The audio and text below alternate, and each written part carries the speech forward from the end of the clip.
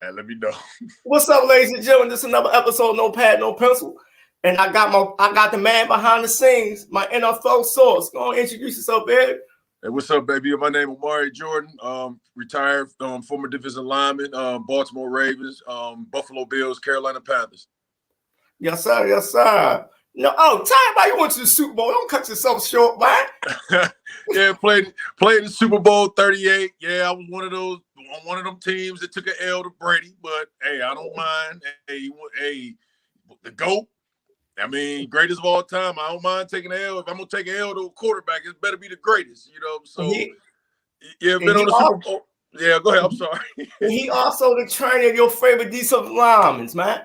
Oh yeah, got one. Yeah, do the training with the defensive linemen. You know what I'm saying? Some offensive linemen, hey, they get that work. Hey, they speak life into them, and at the same time, hey, you know, don't hurt nothing to get them right for the field either. But more so importantly, you know, speak life into them, give them that game that's gonna take them forward into the next steps of their life. Yes, sir. Yes, sir. Hey, I'm gonna ask you this question: how hard it is to coach a player like Lamar Jackson? Is it hard? Absolutely. Well, I'm going to tell you like this. It's hard, but it's not hard. All it takes is for a coach to know the type of talent he has. Okay. And it's like he's not more of your traditional. Like it's not a real way a quarterback can play the game to what the people been used to seeing. Right. Okay. Like players like that. I mean, I'm not saying Lamar's a once in a generation type player, but you had scrambling quarterbacks going all the way back to Briscoe that played for the Broncos in the 60s to, you know, Fran Tarkenton to Archie Manning running for his life half the time, to Aaron Rodgers. You know, you had them all. Michael Vick, right. Randall Cunningham. Well, Lamar Jackson, I said it once and I'm going to say it a million times, you know, for all these kids and everybody that play Madden, he's your first Madden-created player come to life. Yes, indeed. And I'm going to tell you like this, as a defensive player, how do you prepare for that? You can't. You're talking to somebody that played against Michael Vick twice a year in the NFC South, and he was a load to prepare for. So I can't even imagine preparing for a cat like Lamar Jackson. That's something, man, that's just like I said, play Madden, 99 or 100 across the board and just try to come up with a defensive scheme to stop it. But go ahead. I'm sorry. The boy got 4.2 speed. He ain't running no 4.3. That's 4.2 speed, 4.1.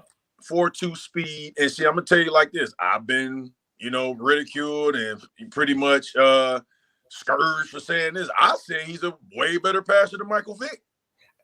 You heard me on the page already say. I say, look, he already passed Michael Vick. Because he's putting up an NFL triple-double almost every week of 200 yards passing and 100 yards rushing. Yeah. That's unheard of. Right. That's unheard of.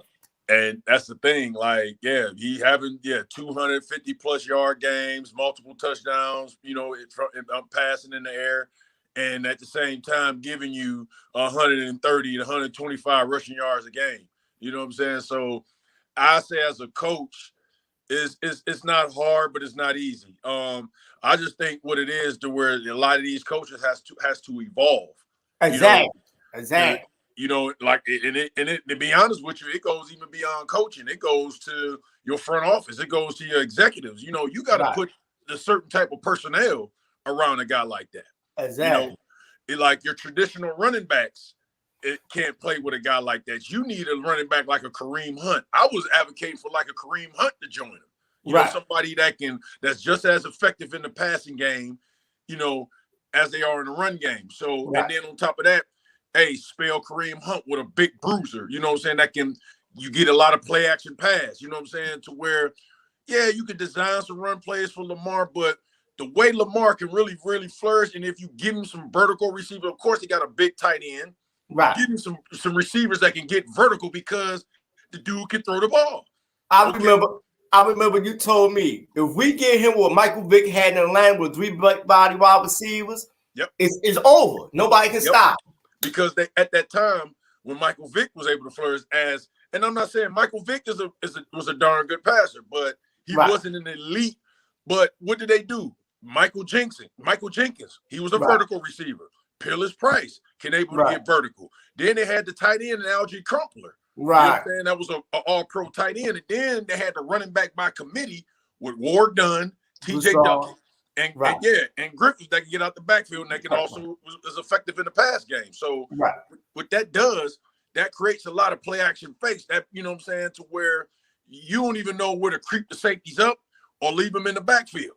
You got to be honest the whole game. You got to be honest. You got to absolutely basically everybody stay at home, basically. Absolutely. So I just think a player like Lamar Jackson, his type of talent is challenging to those coaches and everybody in the front office. Hey, we got to come up with schemes to maximize what we have, and we got to put around personnel that can, you know what I'm saying, based on his style of play, that's going to propel us to that, you know what I'm saying? Because, I mean, let's just be honest, they do it.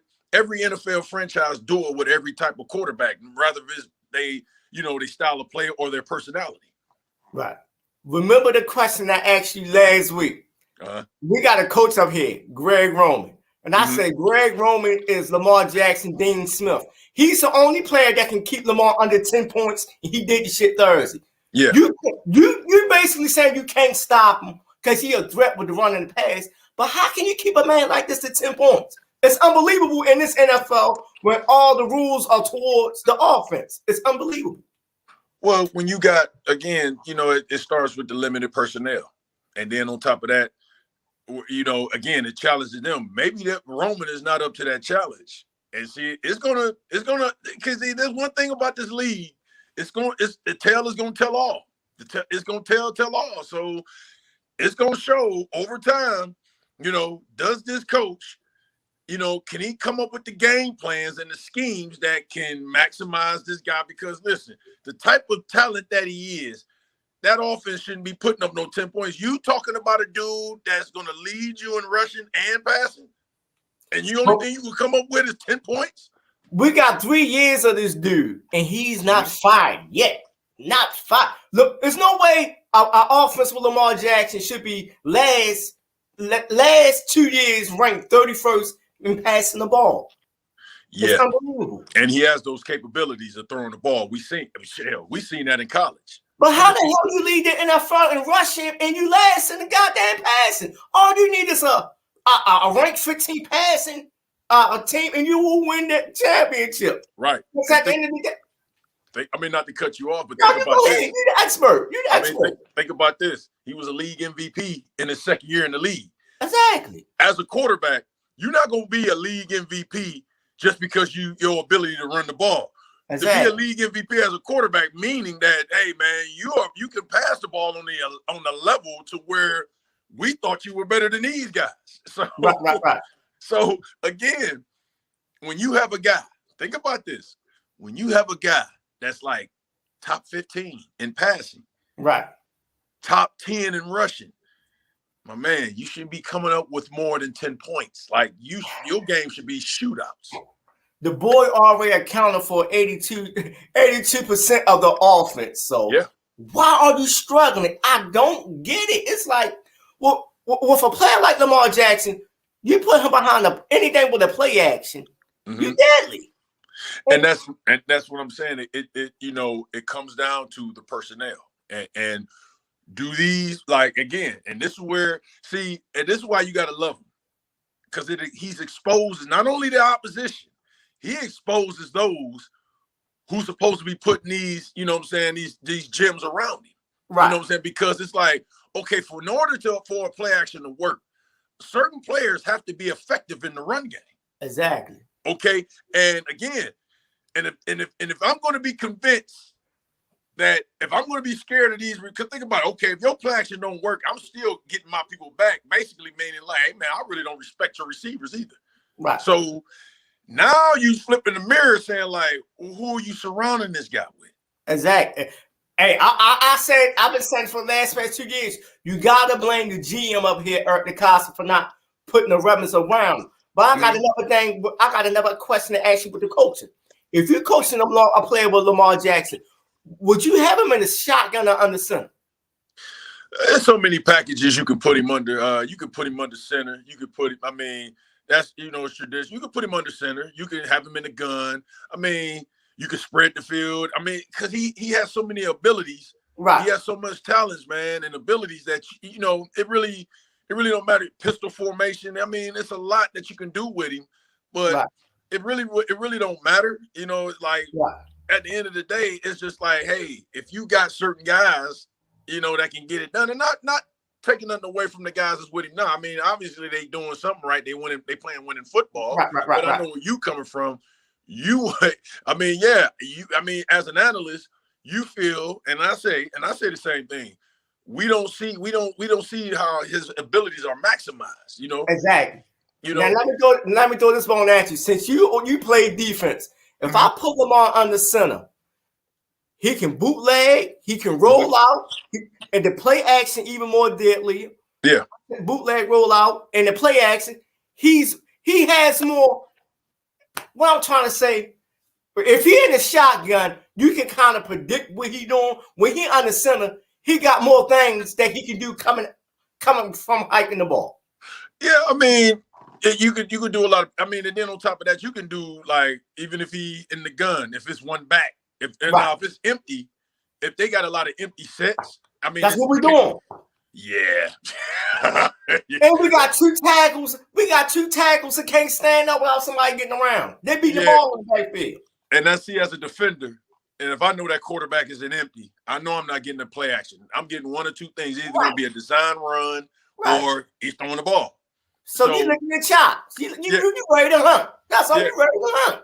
Yeah, you gotta put a back with him to make it honest. You know what I'm saying? To say, hey, okay, are they gonna run the ball? Or if you're gonna have him in the gun, put a back with him to where you can just read. You know what I'm saying? You can fake, you know what I'm saying? You can pretty much like play read, see what the defensive end is doing, see what the middle linebacker, see what the safety is biting on. You can, you know what I'm saying? You can put him in that type of situation, but you have to have a back there with him. So when you have him in a gun, now you kind of like limited, what I'm going to see. Okay, I'm not getting read option because there's no back there. So either I'm going to get a design run or it's an obvious pass. Right. We got a couple of Facebook questions. Somebody said Roman always sucks as an offensive coordinator. Somebody said good breakdown, And another Facebook user said he needs wide receivers that are better route runners. Mm-hmm. Hollywood Brown just got to catch the ball. But I got another question for you. Mm-hmm. I'm seeing what the media is trying to do to Lamar Jackson. Okay. They're trying to Russell Westbrook him with his numbers. What Lamar Jackson is doing is unbelievable, but they're downplaying his numbers. Mm-hmm. Like I keep saying, he's putting up an NFL triple-double. Mm-hmm. This man should be more revered than what he's being talked about. Nobody has done this in the history of football. Nobody. Right. Well, see, here's the thing with that. And I'm not, you know how me, oh, man, come on with your conspiracy. No, go ahead. Now, I'm going to put my 10 Koofy on. Well, see, you got to understand something. You got to look at who owns these media outlets that's perpetuating the stories, Right. Sometimes, in a lot of cases, it be these owners.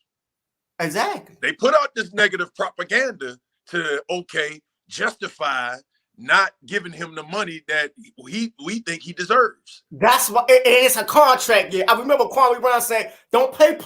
He said, "Don't play these public cases anymore to do analytics." Half that shit is coming from the owners, like Pro Football Focus and ESPN. The whole summer they ran negative articles on Lamar. We got a reporter here, Mike Preston. I showed you the articles he ran on Lamar Jackson. I say he's writing articles like this on Lamar Jackson. And a couple weeks ago, I remember the date, September the 27th. He said on the radio, 9:30 in the morning. I know what's going on in the negotiations. So why are you writing hit articles like, how's he gonna do in the playoffs and this? And I'm like, y'all messing with this man money because it's too much negative press coming before the season. Right. And it's hit pieces, and that's what I'm saying. Like, if we scratch the surface and peel back the onion, you would find out that some of these blog sites, some of these newspapers, some of these local TV stations, a lot of them are owned by the very people that's writing them checks. So it's like, and then you start to do the math and put those two together, saying, okay, he's pretty much tar and feathering this guy to basically cheapen him. So I ain't got to pay him as much. It's like you giving the negative car review on a car that you about to buy. And you played in Baltimore. You know how Baltimore is. Baltimore, one radio station town, and one newspaper town. And a white boy in the media can't go after Lamar Jackson, so they get the hand bone to do it. The only black reporter that talking sports have been here for a minute. They make it look legit. Definitely. Like in the words of Malcolm X, they use one of our own to kill our own just to say it's our own. Because I was sitting back, I'm like, man, this boy is putting up man numbers every week. I remember we had the debate. I was like, yo, Lamar Jackson, the most dominant football player ever. He was like, man, top 5. Yeah, top 5. I say top 5. Like, I'm gonna put it to you like this. If I'm gonna give him that, I got to see more years. I'm still saying LT. I mean, the boy he about to pass for 5,000 yards and 1,000 yards running. That's unbelievable. You know what? But that's what I'm saying. Take nothing away from him. Right now, he's on pace to where if he do this over another 10-year stretch, I'm like, yo, LT, you gonna have to make room in that house. Because, like I told you, as a defensive player, it's no way in hell I will be sitting in that meeting room like, Lord have mercy. Like, we will have like our fastest receiver. Because I'm gonna tell you, like when we prepared for Michael Vick, we didn't use our standard quarterbacks. Man, we took receivers to play Michael Vick as the scout team quarterback. We had to run around and chase this joker. Like, and I thought we'd never see another player like Michael Vick. This boy's Michael Vick ×5, man. Man, listen, again, that is a Madden created player. That's a dude like 99 speed, 100, like everything. Like, dude, it's like, and when you see this player play, you're just like, man, what is he? I never thought I would see stuff like that. You see Michael Vick rush for 100 1 week, and then that's it. But this dude is doing it week in and week out. Like we seen Randall Cunningham come close to 1,000. We seen Michael Vick actually rush for barely over 1,000. Right. This dude is getting 1,200, 1,300, leading other teams' running backs. He doing it with ease. I never seen it. Never seen that. I never seen it. I'll pass your quarterback and I'll run your running back. I never seen it. And you know why I think it's a lot of negative press on him? They don't want him to be successful. Of course not. Of course not. Again, and let's be honest, man. Listen, if the Ravens smart, this is smart business. You got to understand something. Like, this is why I know that you come back to that one question. They're going to give him his money. And they're going to bury him next to Edgar. What's his name? Edgar Allan Poe. Yeah. They're going to bury him next to his gravesite in Baltimore. He's going, hoping it's a way long time from now. He's going to die in Baltimore because they're going to bury him in Baltimore. Because, listen, do you know how hard it is to find a franchise quarterback? Yes, it's hard. They're not irreplaceable. They're not expendable. Look what the Panthers just did. Look who they just brought back. They brought Cam back. Yeah. The owner took a picture with him. Right. It's like I'm sorry, Cam. They don't come like, and you got a franchise, you got a quarterback that's going like that's your future. Right. This is your franchise. And it's gonna be all type of press, it's gonna be the owners trying to sand the gears and throw sand in the gears and try to slow everything down and try to them justify not giving him what he deserves. But listen, when it's time to sign that contract, when his agents and his representatives are negotiating, man, trust me, you're gonna hear that beep, beep, you're gonna hear that Brinks truck bagging up in Owings Mills. Another thing. It's not even just the hit uncles. They trying to emasculate him too by him having his mother as his agent. I be telling everybody, no, that's a smart thing to do. He ain't got to share that 10, 20%. That's his mother. His mother gonna make sure he got the best interest. But it's not just his mother, it's his agent. They don't play the game right. I hate the way they play the game, man. But it's a part of it. It's a smear. See, it's a part of business. It's a smear tactic. You know what I'm saying? Again, it's like it really don't make sense, but it makes sense. It's like it's like the consumer trying to downplay a product that they're trying to buy. But you want that product, but you're really trying to downplay. It's like you're negotiating for a car. You know what I'm saying? And it's like they don't want to pay as much. So again, they want the power. They know the media controls the match. You know what I'm saying? Let's be for real. There's only a few of us that can think outside the box, but the majority of your everyday Baltimore Ravens fans are pretty much like, I'm not gonna call it, gotta be me to say, but they're not visual like that. So they're not gonna peel back the layers and say, well, these owners own these publications that's doing these smear tactics. Right. My beef is my beef is they didn't do that when Archie controlled Eli in the draft to say he's not going to San Diego. But you shitting on Lamar and his mother for his mother having his best interest or not sharing the money. I mean, come on, we all know that's protection for the complexion. Let's just be for real. I mean, I'd be remiss if I was to say otherwise. You know what I'm saying? Of course. Right. I mean, when even when Elway's father spoke on Elway's behalf, talking about John Elway ain't going to no damn Baltimore Colts. You know what I'm saying? He made the reason we ain't got it. We went 20 years without a team. Right. So, he said he'd sit out and play baseball and play, you know what I'm saying? And if he's not drafted by any other team. So Eli did the same thing. They all do it, but and their parents speak out and stuff like that. So why is it a problem when you have this black mother, speaking out about her boy and about her son, you know what I'm saying?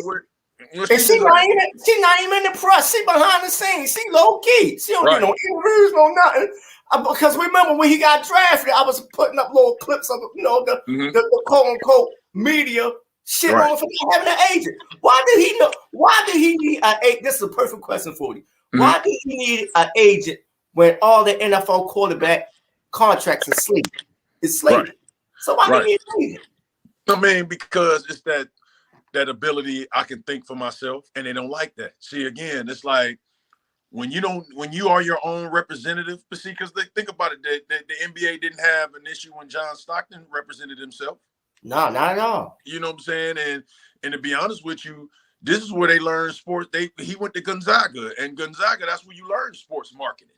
You know what I'm saying? That's like one of the institutions of learning sports marketing. So if I'm not mistaken, but when they see a guy like Lamar Jackson that don't, do your everyday run of the mill, like I need representation to speak for me, like an agent that's certified by the NFLPA, where he can represent himself. He has his trusted family around him. See, they don't like that because they looking at, so now he thinks for himself. But being an agent, you do got to qualify and go to classes. You can't be no 1 in a million fool off the street. That's how beef is. She's a certified agent. Mm-hmm. But at the same time, you can choose your own representative. You can be your own representative. And see, the thing is, at the end of the day, he can think for himself. He's his own entity. He's his own corporation. Right. He has his own board meetings. Damn him, you gonna negotiate with me. You know what I'm saying? And again, they don't like that. I mean, to be honest with you, when we look at LeBron is his own. They say Rich Paul is represented, but no, they like, man, look, Rich, you getting rich off me. So right. It's like that. Right. Yeah, it's like you from B More. You seen that part when The Wire, when Clay Davis got in trouble and Clay Davis looking at that lawyer like, hey man, you gonna be representing me. Just think about what it's gonna take you. And that lawyer was like, nah, it ain't going down like that. You can represent him. Right? But at the end of the day, with Lamar having his own representation, picking his own representation outside of what the NFL knows. Right. See, what they're afraid of now, think about how big of a player he is. Right. Think about it. He's one of the NFL elites. Polarized. So you can't damn it say he's a face. Yeah. So this sets a precedent going forward for other. You don't think other guys are looking around like, wait a minute, that sounds like a grand idea. Right. Keep them in my own house. Right. Why am I paying this dude 2-3%? And I don't know if this dude is, representing me right? Because you hear about dudes firing and getting rid of agents every day. Man, look what happened to T.O. with his money. Man, these young boys are smart. They ain't stupid no more. They not following the Ponzi scheme no more. That's all this is, a Ponzi scheme. Nah, that's what I'm saying. So you don't know because it does happen at times. You know, agents are compromised. You know what I'm saying? Right. By these owners. Hey, I got a little something on the side for you. If you get him to understand that what he's getting is best for him and nowhere else. You know, I mean, I'm not saying every agent is like that, but I've been hearing stories about the agents that took, you know, something on the side, you know? Right. Because I've been listening to T.O. He said his agent introduced him to a financial guy. I'm like, yo, that's a conflict of interest. Mm-hmm. Mm-hmm. And that's why he bitching about his money. I'm like, you got the right to, but you didn't know at the time. Well, to be honest with you, a lot of agents do it. I mean, but they mind try to do with me, like introduce me to. I'm like, nah, I'm cool. I can, you know, I mean, I ain't grow up poor, but I've taught them, you know, turn $15, you know, make $1 out of 15 cents, man. You know, I mean, I ain't grow up no poor kid and nothing like that, but I wasn't a silver spoon kid. But so I understood how to stretch $1. So yes, sir. I mean, I was a practical dude growing up. So I mean, I stayed practical. You know what I'm saying? Right. So I mean, but at the same time, I wasn't playing with the money these brothers playing with. Yeah. You know what I'm saying? So, but I can understand where T.O. coming from, because you talking about you bringing in millions and millions of dollars a year. You know what I'm saying? Right. And then on top of that, you making moves out here, and you making moves thinking you got this money, you know what I'm saying, in the bank. Yeah, right. And then it ain't there. And at the end of your career, and you facing all kind of lawsuits. Let's be honest. Let's be for real. You got baby mamas and, you know, other bills, people you taking care of, and the lifestyle. Right. Yeah, right. Because, you know, that plays a factor in too. So yeah, you know, and man, listen, those are worse stories than Freddy Krueger or any Michael Myers Halloween. Boy, when we hear these players talking about how they get ripped off by these financial advisors, man. Oh my God. I got a family member that played in the NBA. Mm-hmm. That he had some bread and lost. I'm gonna tell you when we get off here. Mm-hmm. You be like, yo, he fucked up that money like that. Yeah. You see, people just think, yeah. People recently, though.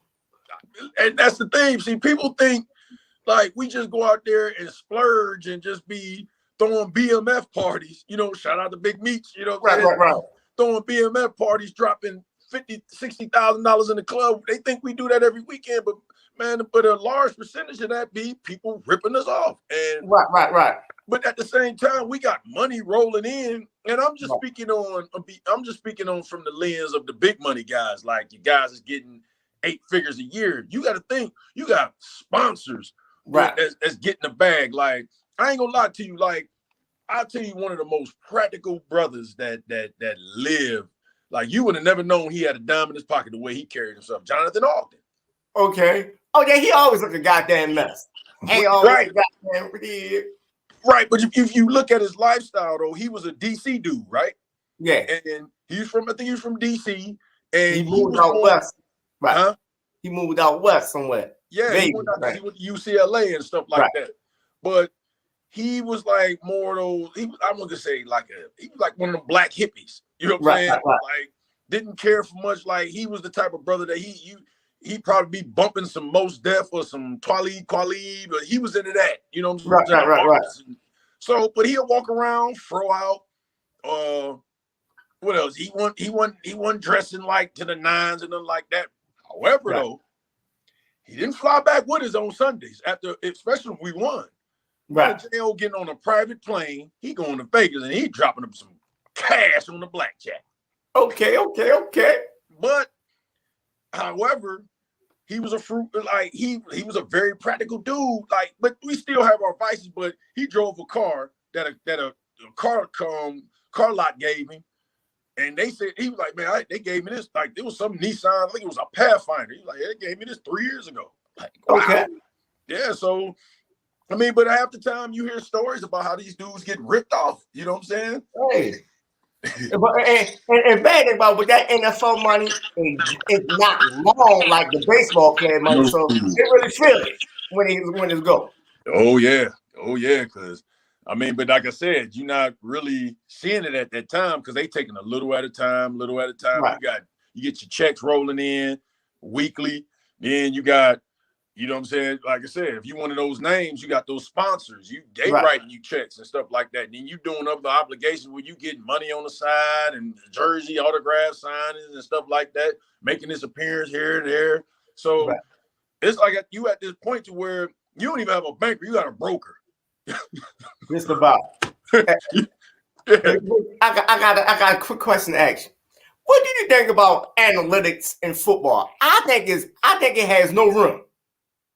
I mean, it really don't, man. I mean, like that stuff. Like, I mean, I'm gonna put you like this, man. It's like it's hit or miss, man. You know, sometimes, like like you heard that GM from the Houston Rockets that use analytics, and he made it big. But man, listen, it's football, no, that's not gonna work, because at the end of the day, football, a philosophy has to be set from the very, very top. Exactly. And if you want that thing to go forward, it has to be a philosophy that works. Then you got to bring in a certain coaching style and a personnel style from the player standpoint that's going to mesh and make that philosophy work. You know what I'm saying? Like, I mean, but analytics. We've seen it already. They tried to make it work with Chip Kelly, but that speed up shit, that shit don't work, man. Hell no. And then on top of that, he, it was stories of him being, old racist butthole. So I mean, that system didn't work. And then he tried to bring in that college mess in there, that Oregon stuff, he pulled at Oregon, and bringing in certain personnel. He chased Lamar Jackson out of town. Not Lamar Jackson. Deshaun Jackson. He chased Deshaun Jackson out of town. McCoy. Yeah. Well, McCoy too? Yeah. McCoy. Chased him out of town. You bringing in all these guys, you know what I'm saying, from Oregon and stuff like that. Sort of the same thing that was Spurrier did when he was with the spread with the skin. So like, it just don't get that analytics stuff. No, football. It's too many moving parts. Yeah. Wait. See, football. So you got to understand, like, football is different from basketball and baseball. Football, it has to be built and from a mindset. That's a mind game. Like, it has to be a mindset has to be put in place first to start that recipe. That has to be the main ingredient, the mindset. Whereas baseball, you can just put a piece here, a piece there, and based on these numbers, this can make this work. Right. But football is the ultimate team sport, to where it's 11 guys on that field. What that one guy do in the secondary is going to affect this guy in the trenches. We got a Facebook question. It just say Facebook user. I can't see the name. He said analytics has ruined every sport. In baseball, 8 pitchers don't pitch past the 5th inning no more. And it definitely has no place in football. Exactly. It doesn't. I always say this when I'm debating somebody trying to force analytics on me. Where was it at with Bill Walsh? Where was it at with Lombardi? Where was it at when Bill Belichick was winning Super Bowls? I never heard Bill Belichick say the analytics told me to do this with Tom Brady. Yeah, listen. Again, when you talk about Bill Walsh, when you talk about Bill Belichick, see, again, it's philosophies. Listen, Robert Kraft, when he had Bill Belichick, listen, he wanted a guy. Bill Belichick is a no-nonsense. I want my type of way, the way. I want to control everything, from not the front office. Like, I'm going to have a little say in the front office, but I want my guys here. I know what it takes, because he came from Parcells. Right. You know what I'm saying? He put a great staff around him. What's good, Brandon? What's up, Brandon? He put a great staff around him with the Charlie Weisses, the Romeo Cornells, all these great coordinators and assistant coaches. Okay. And then look at the type of players he put around outside of Tom Brady. You might hear a star or two, but think about it. These are guys that's going to play a particular role. Exactly. They ain't going to be this. They ain't going to be that. But see, if you look at it, Bill Belichick is what Greg Popovich is for the Spurs, is what he is for the Patriots. Exactly. And we kind of see that philosophy with Ozzie, because you got to think Bill Belichick and Ozzie, they were together in Cleveland. So you see it match right in front of us, how one organization to the other, how they can just get a player from the smaller school and just They fit the ideology, like you said, of the philosophy of the team. Well, because Bill Belichick want guys that's like, hey man, you got to be. I mean, of course, across the league, you got to be on it. But Bill Belichick is gonna grill you on it. Like I'll tell you what the type of dude, because I know guys that I've known personally that played under New England throughout the Super Bowl. He said Bill Belichick is the type of guy you could be at your crib. Let's just say it's okay, practice Wednesday, Thursday, Friday. Let's just say if it's a Thursday morning, 2:00 in the morning, you get a phone call. Hey, I call this defense, bam, bam, bam, it's 32. What's your alignment and assignment and what you supposed to do? That joker got to answer right then and there. All time. And he's going to determine if you give him the wrong answer, hey, man, I'm going to have to sit you down this week. You're not going to play this week. Oh, shit. Yeah. Or you think that's why they ain't play homeboy in the Super Bowl? Of course. Okay. Of course. Like, he quizzes you. Like, that dude, he'll catch you slipping. Right. You could be out with your lady. You could be anywhere. I mean, during sex. Right. You better answer that damn phone. And he gonna text you. And you better reply. What's your alignment? What's your assignment? When this defense is called, or when this whatever play is called, what's your alignment and your assignment and what you're supposed to be executing? And if you can't answer that, lickety split, and the answer you want to get, hey man, you're gonna have to sit this week. Because he got to have guys out there. Because Bill Belichick is like, he's like hands-on with everything. He's so detailed like that. You know what I'm saying? So he a football lifer. Absolutely. Where if you look at Bill now, if you look at people like Bill Walsh, again, right. Man, listen, he had a system. Right. That West Coast system that coaches are still using today. And let me tell you something. If you don't believe me, just look it up. Anybody know Bill Walsh had the greatest coaching staff ever to assemble. Allen. Mooch. Shit. Dennis Green.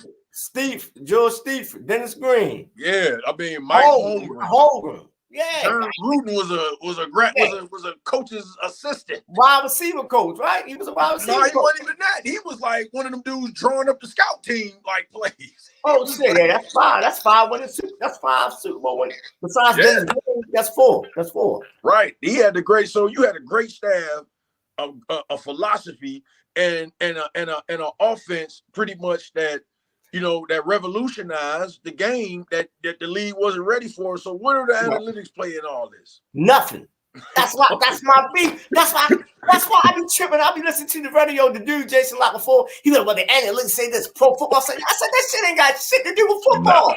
Nah, man. What it is, these Ivy League guys are GM now, and it's all analytic based. I'm like, it's not football. Football is an ultimate hand-to-hand combat game. It's one in the trenches. And you you the guy. You played the league. Right. How's the game's won? It's one up, it's one loss up front. You know what I'm saying? Sir. Like that's your foundation. You at the end of the day, if you got guys up front, and see again, I would pretty much challenge anybody that can kind of debate me on this. I mean, that to debate me on it. Like if you look at these great franchises or the turnaround of a lot of these franchises. Where do it start? It starts up front. Like that whole Pittsburgh Steelers, Steel Curtain Mystique started with Joe Green. Yes, sir. Up front. Tampa Bay, when they was the creamsicle joke of the league, okay, up until they drafted who? Warren Sapp. Warren Sapp. Okay, Detroit Lions, 0-16, bags over there. Who did they draft? Ndamukong Suh. And if you look at the Rams, you was here. You was here when Ray Lewis was crying that he can't get nobody.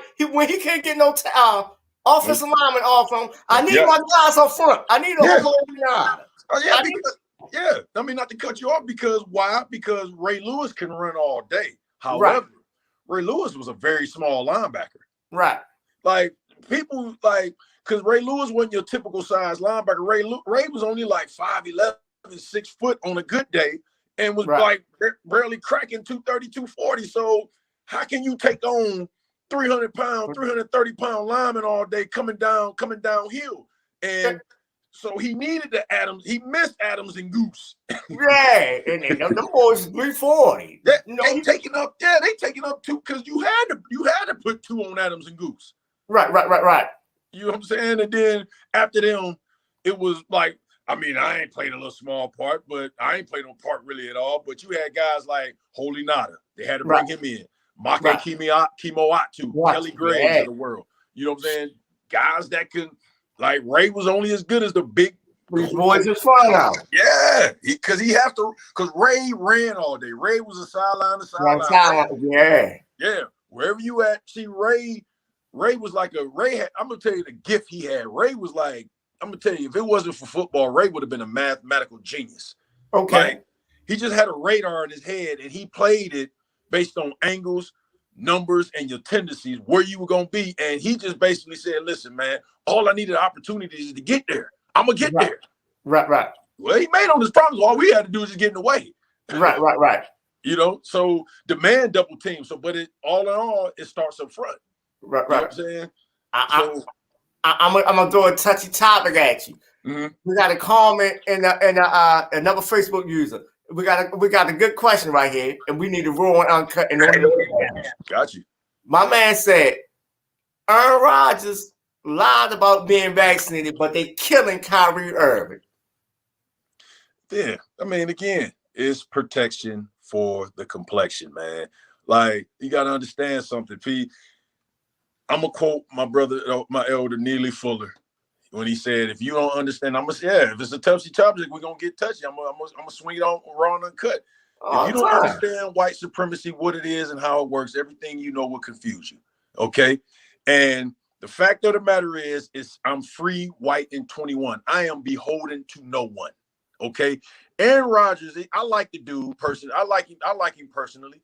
Right. But however, he understands his privilege in this country. Right. Okay. I can lie to you, but what you gonna do about it? And look at the recourse behind it. Is any white analyst going after him? No. They don't.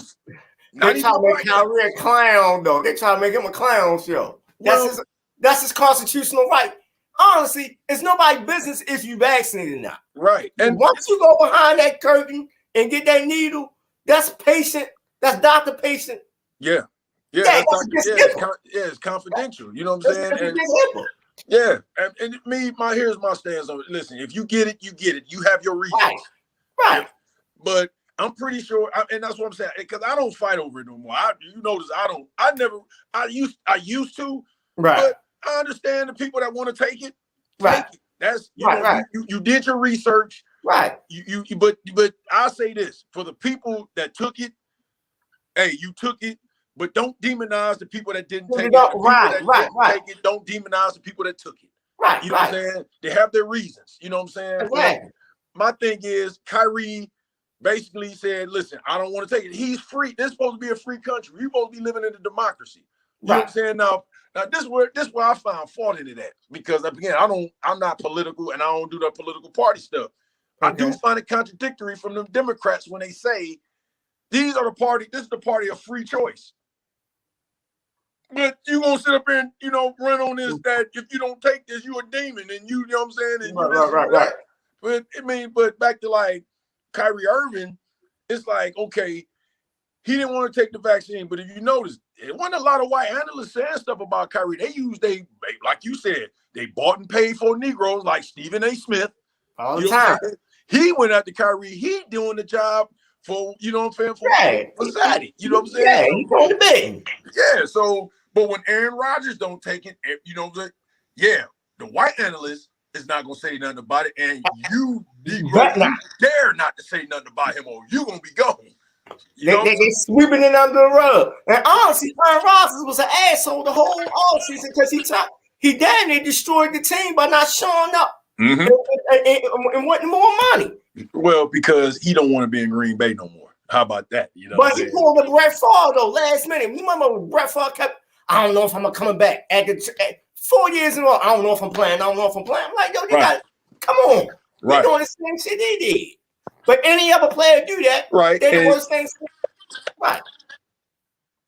Right, but that's what I'm saying. It's like Brett Favre was allowed to do it, just like Aaron Rodgers was allowed to do it. But they, you know what? When it come to us, like Aaron Rodgers ain't gonna do it. And you see the hell Deshaun Watson had a snippet of that. Look what they did to this dude. They used Me Too, and they turned this man into Bill Cosby.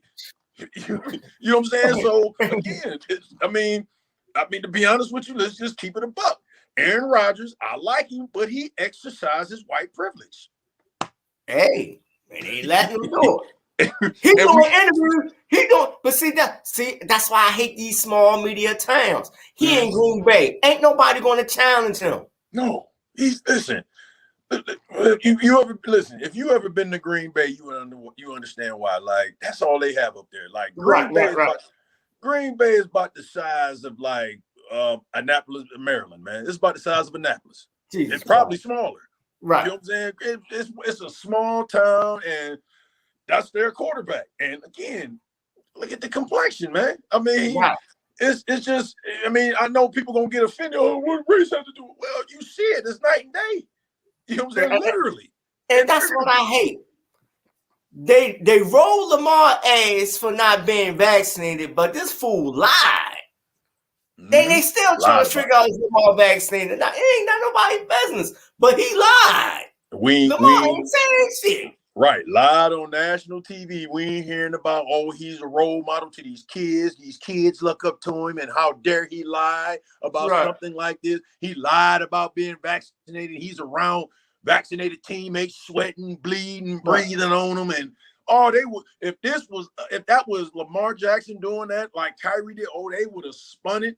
Like, again, just by Kyrie saying, listen, man, I don't want to play.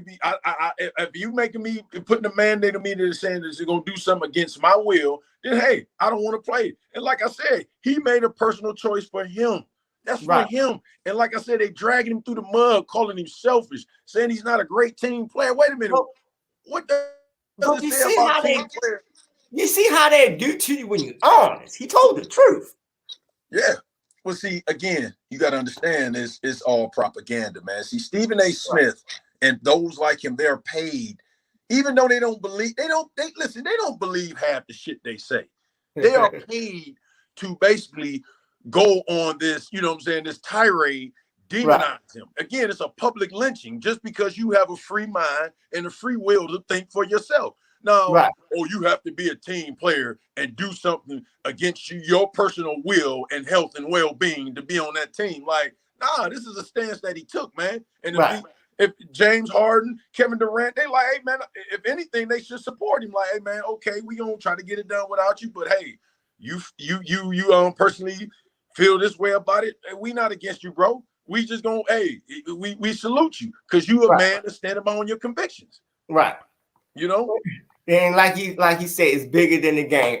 See, they trying to take his money from him, but his morals and principles are worth more than the money. Absolutely. And that's the thing. Like, again, what principles do Stephen A. Smith have? None. You seen that firsthand when Michelle Beadle basically broke him on TV. You know what I'm saying? If you notice, see, I'm gonna tell you where the decline of people like Stephen A. Smith came from when he became Masters Bootleg. Because remember, he spoke a truth about Ray Rice. Let's just keep it a buck. Now, in that situation, now you got all these feminists that's gonna get offended. But look at that incident. That woman attacked him, and she's still with him. They still married. Yeah, still was. I'm glad they went through counseling and everything. She stuck with him. I'm glad that they having a happy, fruitful marriage. However, when she attacked him, now he went in. And Stephen A. Smith basically said, listen, a woman hit us, man. Hey, if she hit me, I'm hitting the back. Right. Whoopi Goldberg was even on The View saying the same thing. Like when that 8-ball dude with the 8-ball jacket slapped the hell out that girl on the train. Like, listen, when a woman hits you, man, listen, all that, you know what I'm saying, that I'm a woman, the playing field is level. You attacking me. I have a daughter. I tell my daughter, no man should put his hands on you, but you never attack a man. You know what I'm saying? But I'm not going off the cuff, but when Stephen A. Smith made that comment, they suspended him. Well, Michelle Beadle basically went and tweeted about it. Then she got on TV and grilled him about it.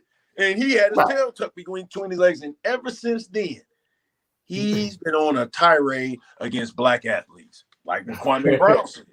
Yeah. Hey, like Kwame Brown said, he been on my ass for 20 years. I ain't never did nothing to the boy. Right. Because Stephen A. Smith is compromised. He's compromised. So anybody that's compromised is going to speak on the behalf of the people that compromise them. You know what I'm saying? Because You've been made. Your principles has been bought and sold. Your principles were bought. You sold your principles as a man. Okay, just because this man showing the testicular fortitude and sitting up saying, "Listen, I got a backbone. I was raised by a father. My father." You see, that's another reason why. That's another reason why a lot of these schools do not want. That's why they mad at the LeVar Balls. Yeah, hey, you see the trend now. These boys ain't going to college no more. No, this is why they are mad at these black fathers, because doesn't Kyrie has an active father. Right. His mom died as a kid. His father raised him. Right. Hey, fathers teach sons, be a man. Do not capitulate. You have principles, you stand on them. You be a man. You defend your principles. And that's what Kyrie's doing. And if anything, he should be applauded for it. He didn't go on TV, go around teammates, and then he gonna lie to the media talking about he was vaccinated when he wasn't. You know what I'm saying? He didn't break protocol. He just said, "Listen, I don't believe in this. So what I'm gonna do, I'm gonna sacrifice making some money and stay home and go home. Because I'm rather I'm not gonna compromise myself over $1. You know, and that's what Aaron Rodgers. And so when Aaron Rodgers gets on and he lies about it, there's no recourse, because again, that's white privilege. Yeah, in a nutshell. And they welcome him back with open arms, because I was watching ESPN. When is he gonna come back? I'm like, you want the guy to lie, put his teammates in danger, and come back. So what the hell he gonna get when he get back? He gonna get everybody sick again. Oh, it's okay. It's okay. Oh, well, you made an honest mistake in judgment, and you didn't mean what you said, right? But see, with him, they can't win without him. And I guess the principle and the morals of it all, we need him to win and study the lie. Hey, man, listen, it could have been, it could have been Michael Jordan. I mean, listen, if Larry Bird would have done the same thing versus Michael Jordan, they would have, trust me, they would have tarred and feathered Michael Jordan too. They would have publicly lynched him too. Okay, because again, and it goes back to even Lamar Jackson having his own representation. How dare you speak for you and think for yourself? Exactly. How dare you? You don't do your kind don't do that. They did, but see, it's more to it too. He got an NFL trainer that he had since high school. Everybody want him to go to Tom Brady, quarterback trainer, this popular trainer. If that man got Lamar Jackson to an MVP, why he need to work with another trainer? If it ain't broke, and who's to say, listen, that trainer, and see, that's another misnomer too. That trainer worked for Tom Brady. That's what worked for Brady. Just because it worked for Brady doesn't mean it's going to work for this guy. Right. Okay? Like, just like a car. Okay, you just because that Ferrari mechanic, don't tell me this is going to be a great mechanic for this Aston Martin.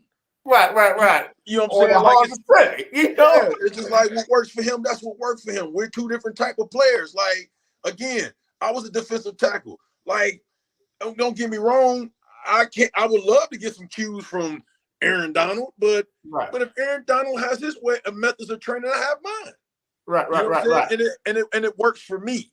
But see, that's just another way of them trying to basically take some away from the kid and just say, like, well, he's not using this certain trade, so he's not Tom Brady. Well, guess what? Tom Brady is not the picture of what you know. I remember you telling me the NFL is the ultimate country club. Yes. The money trickles down and it goes around in a circle. It goes in a circle, man. The same face is going to be there 30 more years from now. Mm-hmm. And guess what? And their kids going to be running it, and when they die, just like Al Davis' son running the ship in Oakland, and Las Vegas, and Jerry Jones' son is going to soon take the head in Dallas. So it's like it's going to be the same faces, man. Even with the coaching. Mm-hmm. Yeah. Now, as an NFL player, do you respect a coach that never played the game but telling you how to play the game? Well, no, I'm going to put you like this. I mean, we do. I mean, but it's more so, because let's be for real. Rex Ryan taught me how to, like, everything what it is. Like, hey, man, you're going to learn this league. Rex didn't play the game at that level. Right. Rex, that's a bad motherfucker as a coach. Okay. Because you know why? Here's the key. Be 100. Right. Be 100. See, the thing is, we already know how to play this game. Right. Okay? See, you in a league of men. Okay? And what's going to determine a coach's success, rather if he played the game or not, is he 100? If you're going to be this type of personality, be that. Live that. That's your truth. You live in it. But don't try to be 5 toes here and 5 toes over there. That's when we going to be, when you giving your little bullshit speeches, we going to be tapping each other like this. Like, man, listen to this motherfucker. You playing for this asshole? Hell no. You know what I'm saying? Okay. Like, that's the deal breaker right there. But if you were one of them type of coaches that, listen, man, you got some of them X and O guys, or you just got some guys that know how to get through to people. Okay. And like Rex was kind of like both of them. You know what I'm saying? He knew how to get through to people. He was a good X and O guy, but he never really played the game. Because let me tell you something. You got some guys that played the game and can't even damn coach they way out of a damn Pop Warner game. Right. You know what I'm saying? They have little to no knowledge about, because they don't know how to get through kids. They don't know how to get through they don't know how to communicate. And see, that's what it boils down to. But I mean, it doesn't have nothing to do with, with you as a player in the game. But however, I'll say this: they don't want us in there. They don't want a person like me in there. Right. Owners don't want that. It's too real. It's too real. It's too real. And to be honest with you, if they had, and I'm not saying I'm the only one, but if they had guys like me and they invited us back to coach these kids, take mine, guess what? It wouldn't be no finding system. These kids won't even get in trouble. Right. But from what I'm getting from you, it's so political though. It's political. Absolutely. Yeah. Because you got to understand something. Like, I have to control them. Right. You got to think about it. See, these guys, they know these players have demons. Right. So they manipulate those demons. And if you can manipulate a player's demons, then you can control them. See, guys like us would know how to give them the ability to release those demons. Hey, man, put my arm around you. Hey, man, it's okay, man. Hey, listen, I love you, man. I'm 100 with you. Hey, well, coach, man, OG, you been in this situation, big coach. How'd you? Hey, look, this is what I did. You handled it. Wham. You go talk to such and such and such and such. Hey, man, you got yourself in this little spangle. You don't. Hey, man, go on, eat the bullet. Hey, that's child. It's 18 years. Hey, man, pay, write them checks. Hey, I know you don't want to do it, but trust me, in the long run, it's going to pay dividends. And see, we give them that type of game. That's right. They like. We go, and then on top, because now they can relate more to us, because they going to say, okay, he been through what I've been through. Right. Okay. He ain't just talking it. He lived it. This is a person that walked that same road that I'm traveling. Right. But see, that's why I say every team need an OG. Now, this is perfect. This is the perfect topic, the perfect segue. Mm-hmm. As a veteran playing in any sport, what would you told PJ Brown about Brittany Renner? The chick. Listen, you heard me say this before, because I even told players this when I was in Carolina, when I was the old head. And when they showed me their new wedding photos and, hey, man, hey, look who I married. I said, hey, man, I want you to do one thing for me tomorrow. What was that? Man, bring me a picture of your prom date. You know what I'm saying? What you mean? What you mean? Wait a minute. This is my wife. I said, look, no. Just bring me a picture of your prom date. Leave that picture of your wife in the locker room. And Mama bring it. And I'm like, I said, you're going to get a divorce when you retire. Right. What you mean? I'm like, dude, because that chick that you just married don't look shit like your prom date. See, this is what you had before them checks during the struggle, and this is what you got after. So, see, what you done was lie to yourself. See, Freddy Krueger, you done told yourself that you done got a couple checks, and all of a sudden, nigga, you Idris Elba. Man, come on, man. It don't work like that, pimpin'. But it's different from him. She damn near went to elementary school. She went to elementary school with him, but guess what? In the meantime, she was dating the street pharmacist. You know what I'm saying? I mean, and see, again, he done told himself that this money made him look better. This money. I mean, she played the game, right? She got the boy in college. Listen, you never gonna hear me be mad at no woman for being mad, for playing the game. She playing it. You know what I'm saying? Because he's stupid enough. Well, she running the game. He's stupid enough for playing it. You know what I'm saying? And let me tell you something. There's nothing like the male ego. You know what I'm saying? Like, boy, we believe our own hype. Boy, we'll take our own shit out of the commode and smell it and eat it and call it, you know what I'm saying, a bacon and cheese, egg and cheese sandwich or whatever. You know what I'm saying? So, man, we let money lie to us, man. And I seen it. I seen these women give interviews with this ugly dude next to him, holding that little Freddy Krueger Jr., throwing up in her mouth, talking about it was love at first sight. Hey. I'm like, boy, she need an Oscar. It all started with Robin Givens and Mike. That's what the first four. Yeah. Like, come on, man. That 2020 interview with Barbara Walters, I'm looking like, boy, they done hit Mike with an extra dose of what Mike was knocked out. Like, Robin punches me. And I'm like, wow. And, oh, man. I mean, come on, man. We seen him. I mean, look at him. I mean, look at, some of them chicks Dennis Rodman slept with. Like, come on. If Dennis Rodman was broke, Lil Wayne still a janitor in Dallas, Texas, you think he'd be hooking up with Carmen Electra? And, man, come on, man. Come on. Like, I don't even look at Nunu the same with Lil Wayne. Like, damn, he had a baby by him. I'm right here. You feel me? Again, listen. It's all about that money and that status, man. Like money and influence, boy. One of the most underrated rappers of all time, AZ, when he said you attract some of the baddest when you're platinum status. All the time. All the time. He even spitted that. He even dropped that bar on that Nas song, Life's a Bitch. He like, your woman gonna get your status of print on salary. I mean, come on, man. It's the money. You can have anything you want, even a woman you want with that money, man. You know what I'm saying? It looks fly out the window at that point. You don't know. So go ahead. But my thing is, it's like, from what is being said, the young boy didn't care about her background. So I'm like, we about to see more of this. Listen, you see what happened to PJ Washington in Charlotte. Yeah, we about to see more of this. Again, listen, I'll say this again. See, remember I went back and forth with the dude in the Facebook group. Man, listen, I'm going to tell you something. For the game that we play, and you won't believe it, but psychologically, athletes have some of the lowest self-esteems of all time. We have a very, very, very... Take that ball away from us. There's nothing out here that validates a lot of us. You know what I'm saying? I remember you telling me a while back, some of the players you played with are some of the craziest motherfuckers anyway, so they ain't got it all anyway.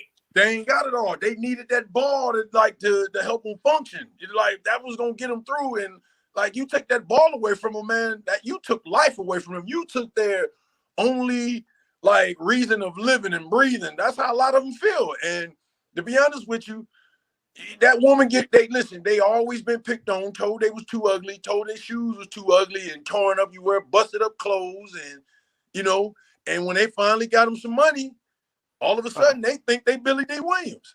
I got my boy Stan Jones up here. Hey Stan, this is my man to play with the Ravens. Answer a question, yo. What up, Stan? Yeah, that's my dude, man. Well, yeah, my man, I think this Brandon, he said like Gene Deal said, like Biggie said, Biggie had to have money to keep Charlie Bebo. Yeah, come on. Right. Prime example. Look at God rest his soul, and I'm not saying anything disparaging about Biggie's baby mom, and because she has a grown daughter out here, but hey man, come on. Like Kevin Samuel said, men are visual. Right. Biggie's first baby mother, and look who he's been with since he became that platinum selling artist. Right. I mean, come on, man. Hey, the money don't lie. Who you had during the struggle is what you need to be pulling. Man, look, it's okay. Be practical. You don't need the Instagram model. You don't need that. You don't need it. Hey, I got a question for you. You've been bugging me since I first known you. Why come y'all never filed a class action lawsuit against the Patriots when they cheated on the Super Bowl with y'all? I mean, because it's one of them things to where it's not what you know, it's what you can really, really prove. And you got to think about it. Like, you going to take it away from Tom Brady? I mean, Roger, y'all got everything in your favor. Roger Goodell burned the tape, right? Mm-hmm. So It's some collusion there. Right. But you got to think, Robert Kraft runs the league. Listen, there's only them 2-3 guys that run that whole joint, man. It's the Texans owner, Robert Kraft, and Jerry Jones. They all joint at the hip. They the one that brought Roger Goodell. You know what I'm saying? Like, these are the power brokers, man. And you got to think about something like how the Patriots was marketed after 9/11. That was America's new team, the Patriots. You know what I'm saying? So you take something away, you take a ring away from the Golden Son. Tom Brady's still playing. They're trying to make Tom Brady the greatest athlete of all time. That's how they're trying to market him. Damn the NFL or greatest quarterback of all time. They're trying to make him the most accomplished athlete of all time because the NFL needs a particular athlete they have to sell forever. And that's why they is pushing this. That's why they pushing his agenda as the great, like you said. But it's like I said earlier. Hey, Stan, we talked about that earlier at the beginning of the show. Mm-hmm. It's like this, and like I said, with Lamar Jackson, they got Tom Brady as an MVP. Lamar's putting up 200 and 100 yards rushing. Mm-hmm. How's he the fucking face? How's he the front runner as an MVP when this boy doing basically because you got to understand something. Watch this. Like, you got to think. Whereas baseball, they had their Babe Ruth. They had, like, today where they had their Barry Bonds, where if you know, with the steroid scandal and everything, but they still had them. Basketball, they had Michael Jordan. They had LeBrons and the Currys and stuff like that. And whereas now football, who do we have that's going to sell our game globally, or like the most accomplished athletes? Okay, and and it's everything like you say. He got the complexion for the protection. He got the complexion. He's Mr. GQ magazine. He's married to a super duper model in their eyes. I really don't think Gretchen. Yeah, she ain't no look. Hey, I've seen. Listen, I've seen women that look way better than Gretchen. But God, hey, bless her, man. She making her bag. I ain't mad at her. But he has the picture perfect. Like, he's the picture of everything. And the NFL need that going forward. Okay. He's 7 Super Bowls. Now they trying to give him 8, 9, 10. And it's your turn. Give me an accomplished athlete today that got all this jury and these accomplishments and this, makeup and stuff like that. Played till he was 50. It's normally they are trying to push a quarterback out. They not trying. They're not trying to push him out. They push Drew Brees out. No, they push him out. But see, that's why I say he's not the greatest football player. But it's like they trying to say he's the greatest football player ever. I'm like, no, he's not, because he's not the greatest quarterback ever to me. I still give it to Joe. Yeah, because he played in a tougher game, and it was And you got to think they made a rule after this dude. They made a rule to keep you playing, and on top of that, you couldn't even hit quarterbacks. Like, my thing is, as great as Brady is. And this is why I asked the question to a lot of people that had these GOAT discussions. As great as he was, as great as he is, what did he do to impact the game and how we watch it today? That's a good question. My man Stan Jones said they're not going to let Lamar be face of the league. He's dark-skinned, he's not attractive, and he doesn't speak well. That's the main reason why he fell in the draft. Yeah, I mean, look, I ain't being mean. Lamar ain't, And see, that's the thing. He's a South Florida guy. He don't have the face that they can take it to China and try to sell it to say, look, we're trying to pitch China the football, the NFL in China. He's not that face. You know what I'm saying? He can't, he's not the face to push the game globally. You know what I'm saying? Like, they look at Tom Brady. He's just look at him. He has the skin, the butt chin, the blue eyes. He's the All-American. Yeah, but Lamar got the voice. But Lamar, he the champ of the track. You feel me? We love him. I don't care where you go, everybody know Lamar on the track. You feel me? Yeah. I mean, you got guys that's gonna be the face of the league, and then you got guys that is the league. You know what I'm saying? He's totally the league.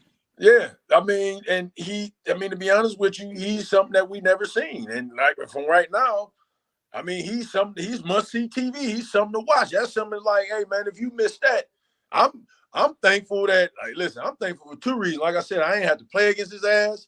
And I'm not gonna lie to you. I'm like, man, again, I'm sitting up here, I'm having a sleepless night. I'm like, man, how do I play against that? Imagine being in that division. You got to see him twice a year for years to come. Hey, y'all, we got Lamar this week. Oh, hell. Yeah, man. Coordinators ain't sleeping, none of that good stuff, man. So, I mean, no, but Tom Brady is he's pushing. He's a part of an agenda, man. Like, so again, so to try to take away, some situation like that. He's not part of the agenda. He's part of the old agenda because you see what they drafting as quarterback. Mm-hmm. Well, the thing is, like I said, but that's what I'm saying. To answer that your one question, it's not. No, we can't. They're not gonna file no motion against that. You know what I'm saying? They're not gonna file a motion against that, man. Listen, the NFL is beyond dirty, man. Dirty beyond dirty. There's layers of dirt, scumbag stuff. Like I give you a prime example. Even with that concussion stuff. Now, our case, black players is about to be reopened because they found you ain't know. Now I'm about to drop some gems on you real quick. They played a racist game with that. They tried to say the reason why a lot of us was denied and we didn't get the scores that the white retired players are getting because they said our levels we're not at our levels of our level of cognitive is not on level as the white ones. We're not. They said we're not as smart as the white guys. That's because that's why we scored higher. Yo, that's but hear me out. Why is it? Is the NFLPA helping y'all out with this? Hell no. My God. Hell no. Listen, the NFLPA helps current players. Okay. That's what the NFLPA gives a shit about. Current players. You know what I'm saying? Like, listen, the NFL has the worst. I mean, they making strides. Don't get me wrong. They making strides. They make strides. But as of late, man, we have the worst union of all time, man. Like, that's the worst. No, they ain't give a damn about retired players. Like, after you gone, you gone. You know what I'm saying? Like, they hate you. Like, you ain't doing nothing for them. You know what I'm saying? Like, if you're a current player, that's when yo, come on. You speaking our language. They love you. But once you done and out the game, and we don't expect nothing from them, but I give them this. Over the last 5 or 6 years, they came up with some programs that's like, that's dope. It's about time, and it's dope. You know what I'm saying? So you mean to tell me Gene Upshaw set y'all back and this DeMar Smith is even worse? Hey, listen. I'll tell you this. Smith is probably like a snippet better than Upshaw. But let me tell you something. Dude, it was dudes telling me, they were like, man, I'm glad I ain't know what Gene Shaw funeral at because I would have spit in his casket. God damn. Oh, they hated him. Hated him. Hey, dude, when I tell you, listen, and I'm talking about guys that played during Upshaw's era. Okay. And they was like, boy, it was like, I wouldn't piss on him if he burning in hell in a fire right now. And I'm like, hey, yo, at one point, you thought he was one of the owners, the way he was, used to be with shit. I'm like, yo, my man Stan Jones said DeMaurice Smith really worked for the owners. They all do. They all do. That's what I'm saying. They pick by the owners. They listen. They get to them player presidents. Them player presidents are compromised. When Troy Vincent and all them, they were compromised. Like the NFLPA is owned by the owners. Right. I mean, somebody in the chat said, remember on that football sitcom The Game, one of the players made the owner his child godfather. Once the player retired and was broke, the owner acted like he didn't remember the dude for his team. That sounds like some old Jones. Right. Of course. Yeah, of course. Like, man, like you heard stories when remember Art Modell? Bernie Kosar married his daughter. Art Modell didn't like that shit. Yeah. he was like, oh, wait a minute. You know what I'm saying? Jake Delhomme hooking up with the owner's daughter and for real? Yeah. See, that's on your watch. I don't know nothing about Jake Delhomme hooking up with the owner's peoples, man. They ain't like that shit, man. Listen, man, they don't like nobody in their family messing with us heathens. They owners can't stand us, man. Like they'll pick us up for as long as Jerry Jones will pretend he love Emmett, but he don't, and Emmett knows that. Right. You know what I'm saying? And if Emmett believes it, Emmett is stupid. I mean, honestly, he seemed like one of the genuine owners that take care of his players. You know?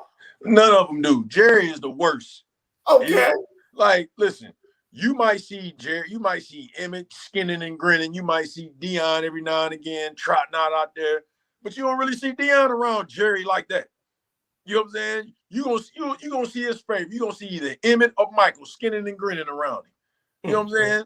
But Prime will go around him every now and again, but I don't think it's genuine love. You know what I'm saying? But man, outside of that, man, Jerry ain't giving two shits about you, man. You know what I'm saying? Come on, man. We're talking about one of the original good old boys, man. Good old boys. Yeah.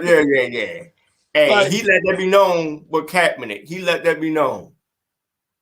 Yeah, come on now. Like, he ain't having that, man. I mean, you come out of a Texas oil tycoon down there in good old Texas. You know what I'm saying? My God, we ain't taking no knee. And you know what I'm saying? Like, nah, Jerry, man, you talking about dude had, was that Chris Christie and Donald Trump and all them in the press box and watching the games. Right. And, nah, dude, like Jerry ain't going, ain't none of them owners going for that, man. But yeah, the NFLPA is the worst, man. Like, no, DeMaurice Smith ain't doing nothing different. It is what it is. I never expected nothing different. So, do you think in our lifetime NFL players will ever get guaranteed contracts? Nope. Nope. Nah, it won't happen.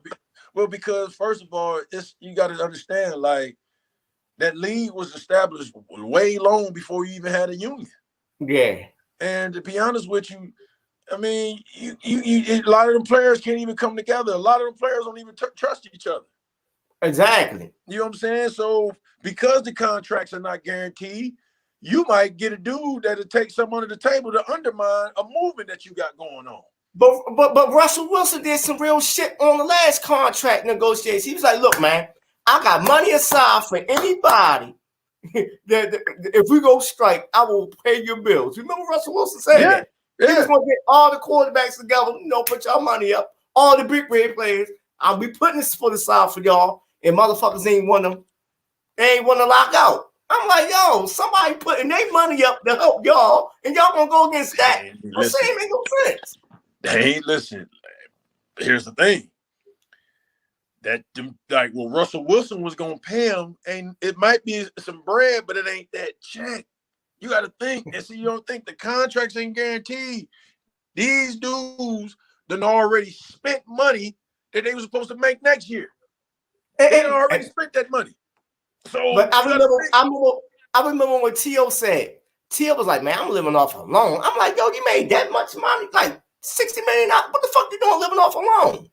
That's crazy. Yeah, man. That's what I'm saying. Like, listen, them dudes be making moves, man. See, I'm going to tell you, like, one of the biggest, like, our bodies, you don't see, man, I'm going to tell you, like, it's dangerous because you got to think about this for a second. We young. We in our 20s. Right. We in the best shape in our lives. See, you got to think, when we was in our 20s, just think of the average male, average anybody. We think we was invincible. Invincible, right. So we never plan for an ACL tear. We never plan for meniscus tears. We don't ever plan for a broken leg, broken this, broken that. We don't plan for that. So we thinking like, damn, I'm playing great ball right now. I'm feeling good. Everything good. What can go wrong? We know injuries can happen, but man, just like, yeah, he can get shot, but not me. We think we bulletproof. So we are already making purchases like, oh, man, I'm going to drop $10 million on that house. I ain't worried about it because even though it's 2019, I'm going to recoup that one on my 2021 contract or my 2022. Right. Like, well, damn. Yeah, you bought that $10 million house in 2019 thinking your 2022 salary is going to take care of it. But wait a minute. Let's just say in the 2020 season, you might tear your ACL. But it's a prime example of a house of raised. Don't count money. They ain't in your pocket. Right. But that obviously that rule don't apply to a lot of us, man. And we think like, that don't apply to us. We think that it can't happen to us again. It's that sense of invincibility and when we're young and stuff like that. So, man, it's like that's what a lot of what happens, man. We spend money that ain't even there that we think is gonna come to us. But my beef is they bitched them on about playing an extra game, but y'all signed off on it right away with no fight. When you had a man over here I got money for y'all. Just chill. We're gonna hold out for more money, and y'all just fuck it. Yeah. They went out like whores, you know. Yeah, week 18 means that's another check.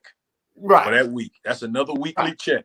So again, like, so they knew what they were doing when they said no guaranteed contracts, because listen, you're gonna be coming back. Remember, again, see, this is why I love the wire. This is why I love the wire. Remember when the package got stolen and Stringer told D'Angelo what to do? Don't pay him. Don't pay him for a week, and we gonna see who stole the package. Right. Because most of your crew gonna come back hungry, begging for an advancement. But that one that stole that package, he gonna be good. Right. And the bad thing about it, the owners know how to play the players. So, like you saying, they're gonna never be guaranteed contract. Never. Nah, never, ever. Because you got to understand, the owners own the game, man. They own it. Like, and you got to understand something. NFL, the players don't believe in themselves. Remember, because when that talk came, I knew that wasn't gonna work. When the players were talking about, when they're in that cabinet, when people was talking about, man, maybe they should start their own league. That ain't gonna work. It ain't gonna work. Because the owners own the market in dollars. They own, like, they could have brought, gone, goodbye, y'all can leave. They would have brought anybody over there to replace them, and they could have marketed the game to be what it was. And then at the same time, even when they would have had a strike, a bunch of them Negroes would have crossed that picket line, because they'd have been thinking about them expenses, the baby mamas, that house payment. They got to keep mama in that house that they done bought. You know what I'm saying? They don't want to see mama get embarrassed. You know what I'm saying? They got a lifestyle to maintain. So they gonna cross that picket line. so basically, why is it a player association then? Why is it? To make it look good. It's window dressing. But it was somebody. I think it was Kaepernick was trying to get it dissolved. Remember when he was going to do his little thing? He was like, "Man, we're going to dissolve this." It would have been better for the players in hindsight, because you negotiating with each individual player now. I mean, but again, it could work, but at the same time, you got to think about it, dude. You got a lot of these dudes that can't speak for themselves, man. When you say Kaepernick and Lamar Jackson, that's only like one or two guys out of every locker room. Like, if you ever watch that Vlad TV interview with Warren Sapp? I watched a little bit of it. Like, Warren Sapp brought up something like to Vlad when Vlad was talking about, financial plan and stuff like that. And Warren Sapp looked at him like, who is this financial genius in our locker room? We too busy going to special teams meeting, offensive meeting, defensive meetings. We too busy talking about the damn game and what we, about to do. And obviously, like, where's this financial genius? It's not a lot, man. Basically, what he said in a nutshell, a lot of the Negroes are dumb, man. Hey. You know what I'm saying? I mean, it's not. And then let's be for real, too. We're going to keep it 100. A lot of these dudes that they get, and it's not by, it's by habit. It's by design. Right. They get a lot of these dudes from these rural areas, these football factories, to where, okay, anything that's not black, that's white, they're going to look at as a god and as a deity, because we're going to be the only one. They feel like we the only one that done something for them. So why would they bite the hand and feed us? See, they're going to be their mindset going into college and going into the league. You know what I'm saying? Right. Whereas this, I look like the very hand that gave you this opportunity. You think about how these players talk today. Well, I want to thank the NFL for giving. Wait a minute, thank the NFL. You've doing the NFL a service. Prime example. Old boy that played for the Redskins. Was it Dexter Manley or the other dude? Dexter Manley. Dexter Manley. The house nigga. Yeah. Look at him. They love Dexter Manleys, man. They love your Dexter Manleys. They love your LaDainian, man. You know what? I wanted to throw up when I heard LaDainian Tomlinson's Hall of Fame speech. I wanted to throw up, man. Not just him. A lot of old boy, the running back, the other running back, Marshall Falk. He was thinking his agent. I'm like, come on. Listen, let me tell you something. You got more people that think like Dexter Manley and LaDainian Tomlinson than you do with Colin Kaepernick. For every one Colin Kaepernick, you got a locker room full of Dexter Manleys and the LaDainian Tomlinsons, man. And I like them as players, but, man, they was cuckoo for Cocoa Puffs. As we show us Dexter Manley or the other one, the brown skin dude that couldn't read. Remember that he broke down on TV? Dexter couldn't read. That was Dexter Manley, right? Played with the Skins, defensive line. Yeah. I'm thinking. I'm trying not mistaken for the other light skinned dude that played on the other end of him. I forgot his name, but it was Charles Mann. Yeah. Charles Mann was cool. Charles Mann was straight off. Dexter was messed up. Yeah. They found him out the woods, boy. Yeah, Dexter was fucked up. Yeah, yo. I just had to make sure I had to Google them up. That boy, they found that hand bone in the middle of the woods somewhere. Mm-hmm. And that's what I'm saying. So you come from like a place where it's just deprivated economically, like 25 people to that town. You got one post office, and that post office is the grocery store, the gas station, the school, everything. We seen it in this era with Patrick Willis. They got that fool in the middle of boy can barely talk, right. Can barely read. Mm-hmm. Man, they know how to find them, boy. Listen, you know how many blind sides, you know what I'm saying, stories that are out there? You know what I'm saying? Like, listen, the Blind Side, movies like The Blind Side is pretty much shed light on a lot of these players that grew up like that, man. Listen, they feel like they come from this poor, rural area. Forget their talents ever again. If they think that this white person discovered them and just afforded them this opportunity. No, instead of thinking for themselves, no, my talent afforded me this opportunity. And the cream was going to rise to the top regardless. But see, remember, it goes back to the self-esteem. You know what I'm saying? Think about it for a second. They didn't pretty much take kindly to Kaepernick because Kaepernick was from Milwaukee. And if you go up there by Milwaukee, there was some militant people up there. Yeah, hey. And I always got mad at this. They always picked on him because he was mixed. I was like, yo, he was the darkest thing in that Milwaukee suburb, yo. So he went through it. Yeah, he went all the mix. Yeah, absolutely. And that's the thing. Like I remember when I was working, I was at work one time, and it was like, well, how can Kaepernick have a bad lifestyle or had it bad growing up? He's half white. And I said, well, thank you for acknowledging white privilege, dumbass. It's like you just walk yourself. You know what I'm saying? But yeah, but to your point, he was the darkest thing up there. Exactly. So, I mean, but you know, when they see a Kaepernick, they're like, uh-oh, this is trouble. Right.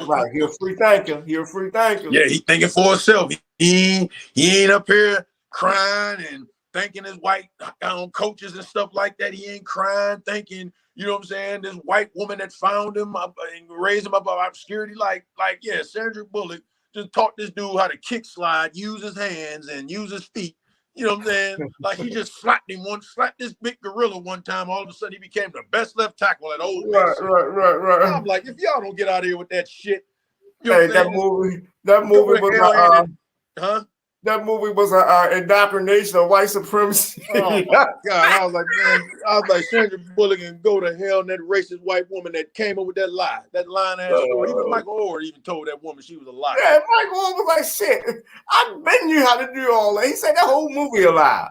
That man was an all-American when he was growing up in North Memphis, man. Right. You know what I'm saying?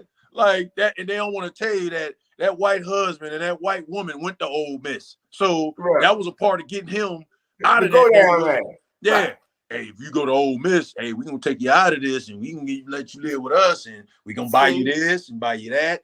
Ole Miss. They indoctrinated them, you know? They indoctrinated them. Right. So, I mean, come on, man. But when you but I'm glad Michael Orr just kind of like stepped up and said something. Like, wait a minute, but so, and quote unquote, they was boosters then. So why they ain't never get brought up on sanctions? It was just something that hit me. Well, because I'm gonna tell you how slick they are. Because watch this, Florida State. I don't know if they still do it, but you know they used to do this. Like Florida State, what they used to do is they used to make a lot of their black players. And this is what I heard allegedly. I'm saying allegedly. They said when a particular athlete goes to Florida State, the parent will sign over their parental rights to that booster. So if that booster buys that kid a this or get his kid money, it's like, well, I'm his guardian. I'm his legal guardian. But I remember Deion say he did that for Hester at Miami. Remember Deion was like, please say I adopted him. Yeah.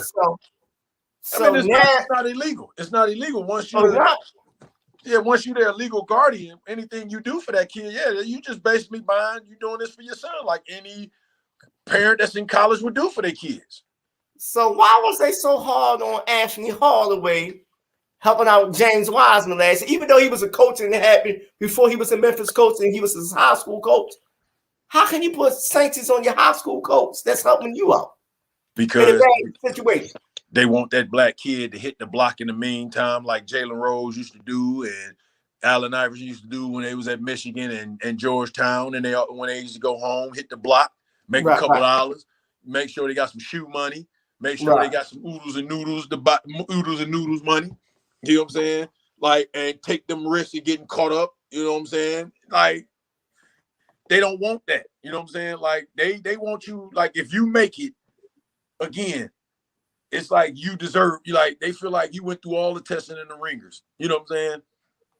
But see, that's why the NCAA messed up now, because the street agent is the most important guy in the player life now. Yeah. I mean, but it's like right now, it's like, man, money that's why they so mad. Like, if you look at Cam Newton's situation, that's why they still to this day trying to get at him and his daddy. Oh, they done swindled that bag out of that dude for Ole Miss. That bag is gone. I think they gave that joker like $200,000-$300,000. Who Cam? Yeah. I don't know nothing about this. Oh, listen, out of JUCO, I think he was supposed to go to Ole Miss because I think he went to Blaine. I think. Yeah, Blaine College. He was supposed to go to Ole Miss. I think before he went to Florida. I think either before or after. No, that was active Florida. That was active Florida. Okay, he was supposed to go to Ole Miss. He got a bag. Okay. He never returned. That father took that money. Look, hey, rumors and alleged, because that daddy was a preacher. That's why they were so hard on him after he won the championship with Auburn. During that year, because they was asking, where's the money? Because I remember one guy was like, I know the bag man. I know who the bag man is. I was like, yo, how's he saying this? It was on CBS. I'm like, you know the bag man. Yo, y'all cheap. They took that. I think it was like $200,000-$300,000. They took that money. That father's a preacher. Took that money. Once he put it in that 503C, that shit disappeared. And I forgot who the guy is. I think it's the guy for the USA Today. Mm-hmm. He do the R's. He was like, I know the bag, man. They fixed up the church. He was telling everything. I'm gonna get his name and I'm gonna put it in the Facebook group. Oh, Joey Odessa. That's who it is. Okay. Like, I know, because he one of the top gambling gurus up here. He said, I know the bag, man. They fixed up the whole church. I was like, yo, maybe they did, but again, once it disappeared, once that check touches the hand of anybody that's supposed to go in there, once that check is deposited into that church account, man, it's gone. You ain't gonna see that money no more, because they can say that was contributions from the congregation. They can say anything. I mean, that money's gone. That's 503C, baby. You know what I'm saying? I mean, that money's gone. That's why they pissed to this day behind that. Joey Odessa did this at the Heisman. It was like the week before Heisman. He was like, man, I know the bag, man. I know it. I know him. Yeah. I was like, y'all is going to this thing. But once again, ain't nothing worse than them white tears. So when them white tears come, boy, when they cry foul, boy, it's a tsunami. I was telling my mother yesterday while I was taking to work, ain't nothing more dangerous than a liberal or a white boy, a rental white boy, because he'll burn all his shit down. He gonna burn it down. You know what I'm saying? You don't know? Boy, when them white boys get to crime, boy, it'd be a tsunami, man. It'd be a monsoon. You hear me? People don't want to listen to me. I tell people, anybody that want to listen to me, the most dangerous white boy is a white boy living in between Baltimore and DC, because he a policy maker. He set the laws. He's like, I got y'all free. I set these laws. I'm serious. Ain't no more dangerous than the white boy in Baltimore, DC. Yeah. But that's what happened. I thought y'all knew that story, man. No, I ain't know that. I ain't know the Ole Miss story though. Oh, every game was scrutinized. That's why I'm saying every game was like, that's why I say he deserved that damn Heisman, because they was even chasing that. Where's that money? We know you did some of that money, Negro. Where that money at? You know what I'm saying? They trying to ask him post-game interview, did you meet with the booster at Ole Miss? How did they go? He's like, wait a minute, we just played Tennessee, and you don't want to talk about that game? You know what I'm saying? Oh, they was after you. They was after you. I remember all that shit now. I was like, damn, they did interviews about the money. I'm like, he really hurt somebody, you know? Yeah, so you can't. Yeah, and again, that was another situation that set a precedent, man. Like, man, you listen. I ain't gonna say this kid's name because he's still playing college football. But okay, I'm gonna tell you a funny story. I was at this high school game, all right, and I'm gonna tell you, like, you would be surprised. Like, people. That's why I say be careful. We should be careful what we say in large groups about things we really don't know nothing about, because you might be around somebody that know everything that what you don't know nothing about, that you just won't shut the fuck up about. Now, I'm talking.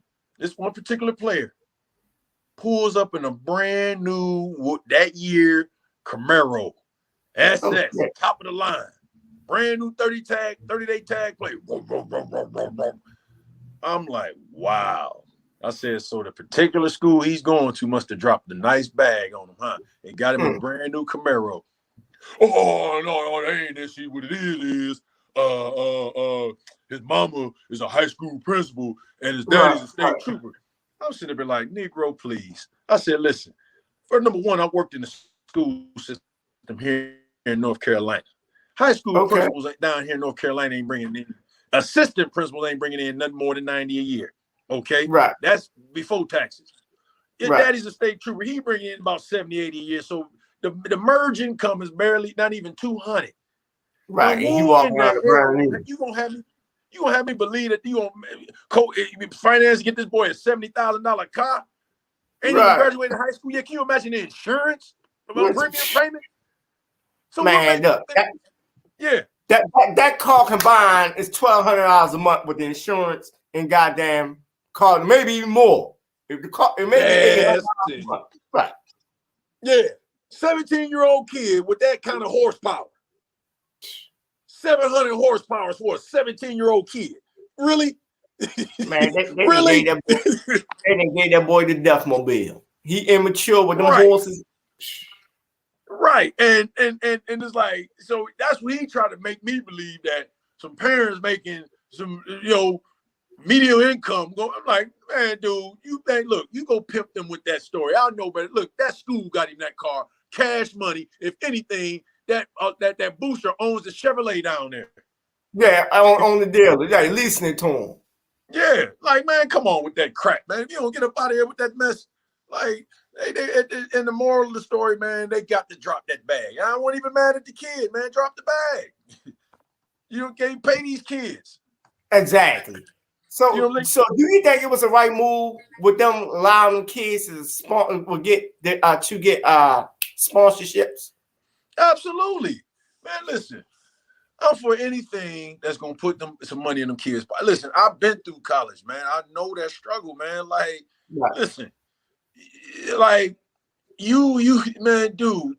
I'm telling you, you run around there hungry, like you got $5 in your pocket. And food on college campus is expensive. You can barely get shit out the damn vending machine. Right. Shit, they weigh the food. Yeah. They weigh that shit. You got $5 on your meal card that you're gonna only swipe in the vending machine. You can't get cash out. Okay. Jesus. And the damn Pop-Tart in there is $2. What the hell I'm gonna do, man? And I gotta live on this until the cafeteria opens up. Lord have mercy. And then you got this booster. Hey, man. Good game yesterday. It's an envelope with $75. Man, okay, I'm about to go shit. I'm about to go to damn Applebee's now. Right. I mean, what I'm gonna do? Say no? I mean, come on, man. Like, they crazy.